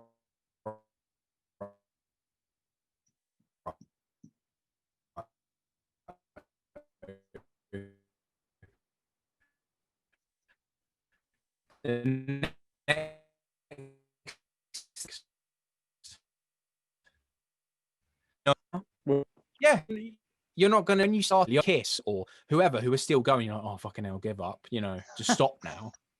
That's all they know. That's all they've known for eternity. They're not gonna fucking yeah. And talking of that, I know a few like non-musician people, friends of mine, people I respect, and you might not, but I think you'd be amazed at how many of these people think that most musicians are in it for the money. They genuinely say that to me, and I think you don't know musicians. Like most musicians that do it because they love it, and like Kiss, for example, multi-millionaires, but they're still cracking away. So yeah. I don't know. I think, but I know guys who aren't rich and famous, and they're still playing.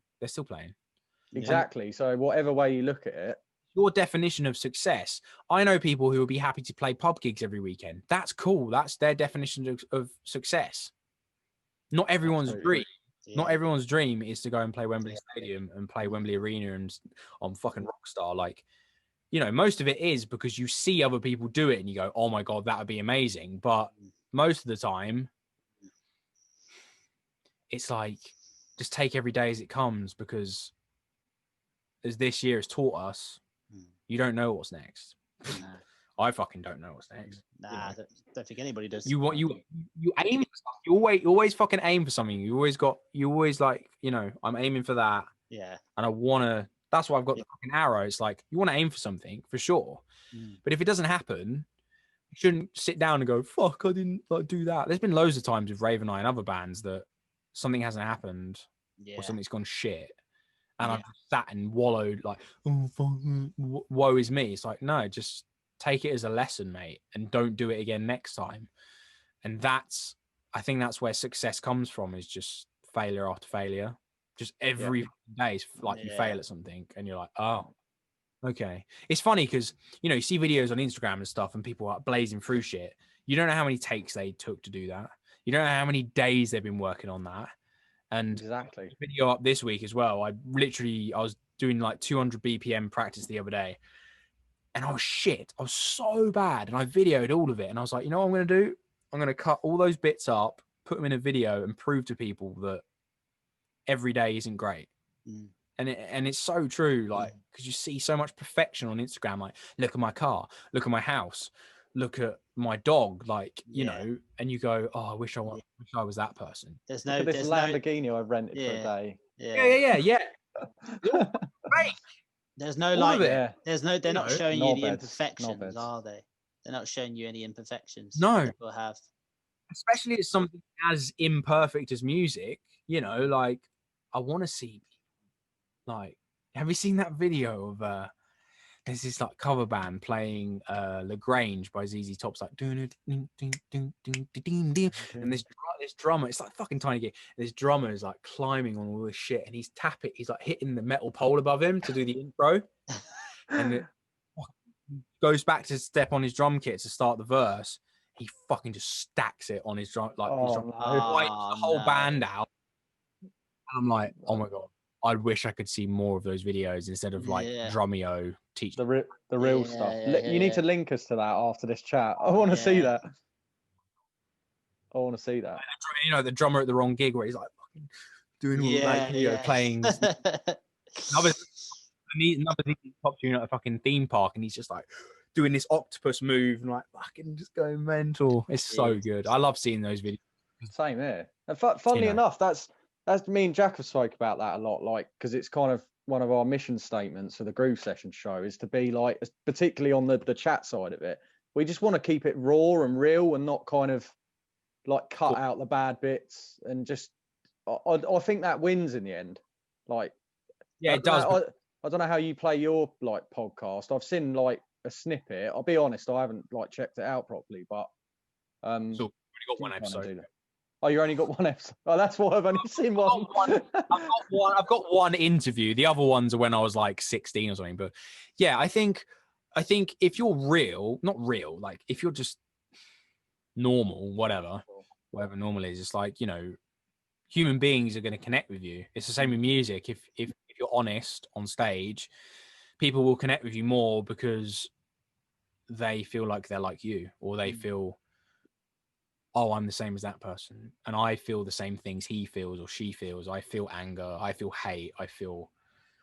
If there's someone up there who's like David Bowie, you're like, I'm never going to be able to be like that ever. But if there's someone like, I don't know, that's who Kurt Cobain was, wasn't it? Yeah, I mean, yeah, he was an outcast to all the outcast people.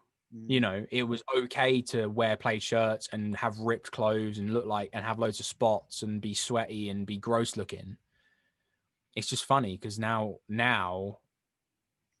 you've got Harry Styles copying him. I want to see bands with spots and like gross, like Code Orange. They're fucking great. I love Code Orange. And like people who are just like fucking bleh, like I played on this Wargasm. I played on their stuff, and they're fucking great as well. You played with Wargasm? Yeah, like I did all their EP stuff. So they've released what have they released? They've released God of War. They've released some other songs. I've played on all of them apart from like 2, their newer shit. But yeah, so Sam was in Dead, so I know him for that. And then Milky, I don't know how they met, but they're really cool. Have you met Milky? Yeah, I played a one-off show with them in London at Scala supporting Counterfeit. Oh yeah, that is awesome. She's so cool. I'm a big fan of her. She's cool, and the cool thing about them is they know what they want, which is great to see in a band. Like, there's loads of punk rock as fuck as well. Yeah, and you know they know exactly what they want. They know exactly where they want to go, and fair play, they're probably going to get there because there's so many bands that are just like little puppies, like, oh, please take me on. Like, if you've got a bit of like piss and vinegar, bit of like that, you're going to go way further than most bands because. That's kind of what Youngblood has done, and I don't know if you know, but Milky's playing bass with Youngblood now. Yeah. Off and on, and it's that I'm so like attracted to the whole punk rock thing, and it like Blink 182. Just I just love it. It's just so real. Yeah, I think the whole punk rock thing, like, I don't know if it's punk rock. I think it's just like an attitude that has been lost a bit. I think Wargasm, bands like Wargasm, bands like Youngblood as well, and like Machine Gun Kelly and shit. It's almost like a rap attitude, like hip hop kind of thing of just like, fuck you. Yeah, and they kind of live in the same space, don't they? Hip hop. Yeah, they do. And I think with Wargasm and stuff for bands like that, of course they have their image. Of course, like they know what appeals. Of course they do. But the heart of it, it's like that, you know. Yeah. Which is cool. It's good to see because I was getting fed up for a while of seeing bands that just don't have any fucking fire. I was just like, oh, boring. I don't care how good your songs are. Boring. Like next, you know. Yeah. There was loads of bands. There still are because you want to see a bit of like your teeth getting knocked out kind of thing. I don't know. If you were like a fucking magician, then is that what you'd change about the industry? Like get more punk rock values and fucking fuck you and all that? No, not like fuck you, but like I would want to see a bit more like don't play it safe because if you play it safe, then people will forget about you. Gotcha. And I think not forget about you, but no one's going to pay attention. If there's a band that's being dangled in front of you, like I said, I think Steve Albini said this, when bands are dangled in front of me like a severed head, it makes me hate them. And it's so true because there's so many bands out there. I'm not going to name any, but like that are like dangled in front of you every fucking day. And you're like, I don't fucking care because they're everywhere. I don't care. Name some. Yeah. And it's, name someone. Name some of the bands. Well, I mean, like, it's cool. Just I think like Greta Van Fleet. I don't know if you know who those guys are. They've got a lot. Say it again, Adam, or I missed it. Sorry. I'll say it really close so everyone can hear it. Greta Van Fleet. Okay. I'm not aware of them, to be honest. Okay, good. No, I'm kidding. But like I think so basically they're a rock band from Seattle, and they're basically Led Zeppelin too. Like, right, okay. I'll send you a link to their first song. I really like their music. I think they're a fucking good band. But it got to a point maybe 3 years ago where they were everywhere because a major label picked them up. And they were and they knew as well. They were like, we're going to market these guys as Led Zeppelin. We're going to market them with their clothes, with their music, their riffs. We're going to fucking market them. So the guy who managed them, I think he quoted in like Wikipedia or something, we crafted those guys to be like Zeppelin because they're young, so girls will like them, like young girls who don't know who Led Zeppelin are, and then older people who have money and will spend money on merch will like them as well because they're a throwback. It's the same as the nostalgia. Nostalgia. And there's so many nostalgia bands that have come out, like Airborne. They're AC/DC. They're fucking AC/DC. Yeah, that's so true, actually. But they kill it. They know what to do because they know they sound like AC/DC, and they're going to use that. Same as the Struts. They know they sound like Queen and the Stones.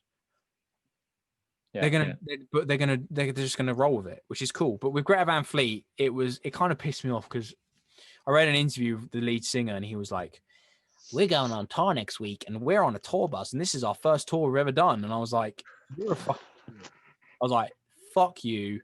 You haven't." I know thousands of other musicians that have been in vans, been on fucking cars, like people's floors for 5 years, 6 years, doing absolute shit, doing things they would never imagine doing. And you're here on the first tour you get, you're on a fucking tour bus. Fuck you. Like that. Yeah. You didn't need to say that. Yeah.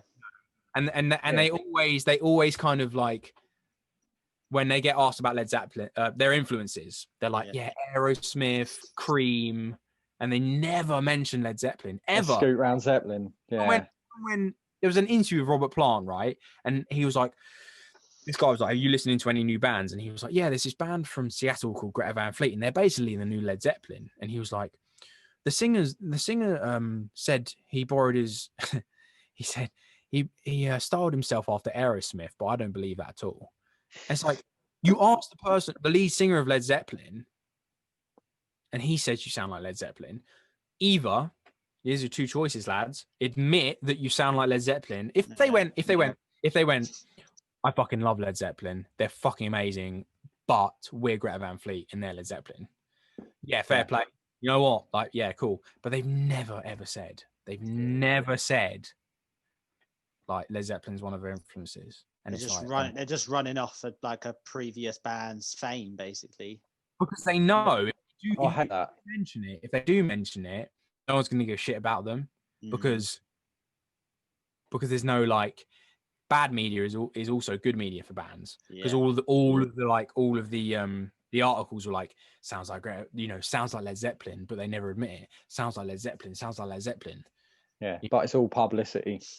Yeah, it is, and they know how to do it. So that's one band. Okay, yeah. Loads of others. Sure there are. But I don't know what the question was anyway, but yeah. Great. No, that's cool. I just thinking, it's just come to me as we're kind of getting towards the end of this chat. Jack had this idea of doing some quick fire with you. Go on then. Don't know if you'd be comfortable with that. A few quick fire questions. I'm going to try and be quick as well. I don't want it to be like. Yeah, and that's hard. That's harder than it. Hard. Yeah. Now, Jack, I've got a confession, mate. I didn't transfer mine onto like a piece of paper or anything. Your quick fire questions. So I can either riff some or just let you do some. You're pretty good. You're pretty good at riffing some, so you're pretty good at them. Wait, have you got them, Jack, in front of you? I've got a couple. Unless you want to, you do some, and then Roman can, and then we'll call it. All right, go on then. All right, are you ready? Cool. I'm ready. I'm gonna be fucking rapid, mate. Okay, right. 1, 2, 3. Pearl or Mapex? Mapex. I can't say Pearl. I was hoping. Kiss or Aerosmith? Aerosmith. Hollywood Bowl or the Camden Underworld? Oh, fuck. 2 for different reasons. Both of them for different reasons. Okay. Led Zeppelin or The Who? Oh, fuck, that's hard. The Who. Stuart Copeland or Taylor Hawkins? I'm going to say Taylor Hawkins because I got involved with Stuart Copeland because of Taylor Hawkins. So, yeah, Taylor. Right in my head. The Beatles or the Rolling Stones? Oh, Stones all the way. Stones all the way. Okay. Kurt Cobain or Chris Cornell? Oh. Chris Cornell. That's a good. Blink 182 or Green Day? Green Day. John Bonham or Keith Moon? John Bonham as a drummer, Keith Moon as a personality. John Deacon or Pino Palladino? Pino. Pino. Wow. Fair enough. Neil Peart or Steve Jordan? Steve Jordan. Foo Fighters or Nirvana? Foo Fighters. Nevermind or In Utero? Oh, never mind. Everlong or My Hero? My Hero. I fucking hate Everlong. But if you got the opportunity, would you rather play for Foo Fighters or Raven Eye? Well, I'm in Raven Eye though. Yeah, but oh yeah, but what I'm trying to say is like you're in Raven Eye, but if you were to get offered Foo Fighters, No, I'd stay in Raven Eye. fairs. I think Ooh, no, because the thing is, no way. I don't think Prove I it. Prove I it. don't think I would now. would. Dave, hello mate. No, I totally worded that wrong. I thought of it in my head and then I worded it wrong. I know what you mean. If you got the opportunity Yeah. to play Foo Fighters, Yeah. Would you stay Raven Eye or go Foo Fighters? I'd probably go Foo Fighters for like a couple of years, get loads of money, and then go back to Raven Eye. Fairs. They'll be like, you can hire anyone. Why are you hiring me? Yeah. Yeah. One more. I'm thinking of some now. Go on, Roman. Okay, I've got to think how to word this. So, I'm not saying you're not, but if you were like a rock god legend of a drummer, and I think you are getting there anyway, but you know what I mean. Would you have liked to have been kind of living in that 70s rock scene, or would you have rather have been a personality in the kind of 90s grunge pop punk scene? Does that make sense? I think I wouldn't suit the lifestyle of the 70s. But grunge and 90s and shit, yeah, be great. I'd love to do all that stuff because All over. You yeah, want to do your thing during the 90s? yeah, I think because it's very relevant to now in terms of the way I've grown up with music. It's like with the grunge era, it was like you're gonna play shitty bars, you're gonna play like you're gonna get puked on, you're gonna get beer thrown at you.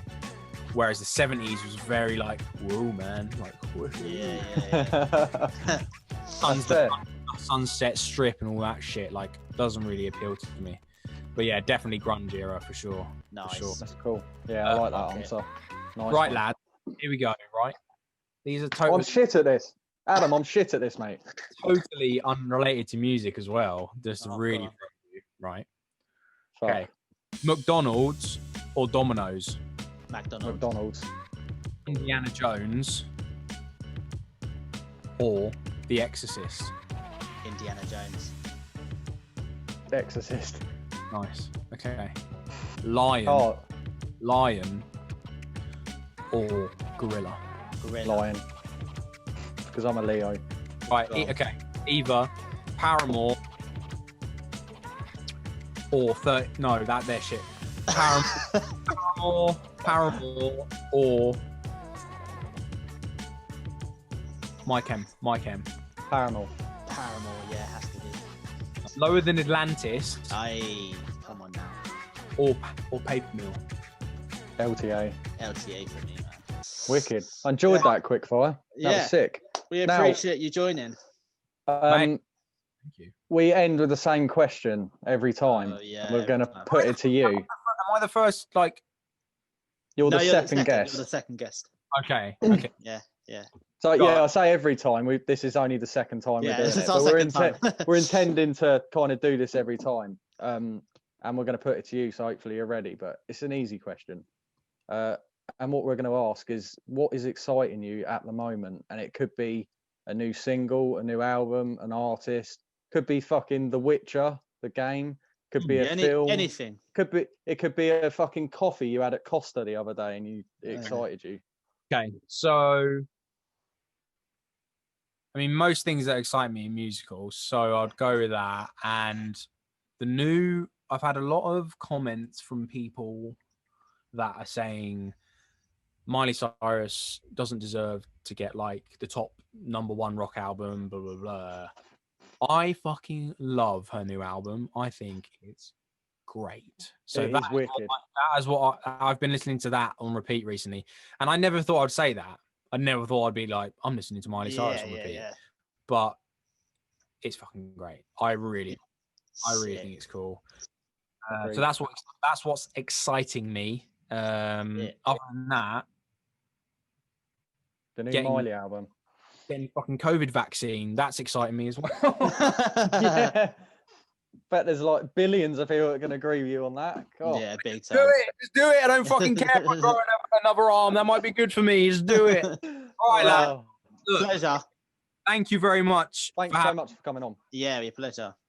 mate. It's been really cool to chat. It's been nice to meet you, Roman, as well. It's good to see you, Jack. Yeah, good to see you too, buddy. Nice to Hopefully, meet you, Adam.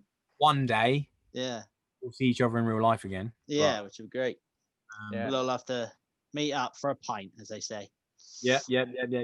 Where are you guys? Where are you guys at the moment, living wise? Like where? I'm just outside London.